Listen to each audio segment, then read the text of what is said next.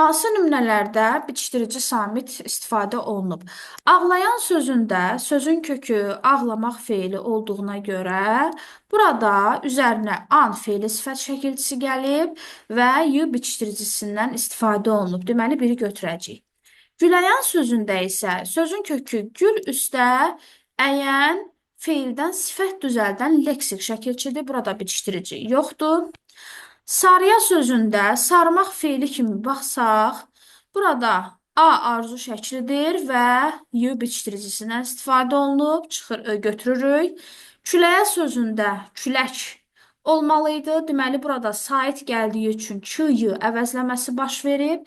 Həmçinin xəstəliyi sözündə də burada lik şəkilçisindən istifadə olunub. Sait gəldiyi üçün ky əvəzlənməsi baş verib. Deməli, 4 və 5-də bitişdirici samitdən istifadə olunmayıb. Cavabımız 1 və 3 olacaq.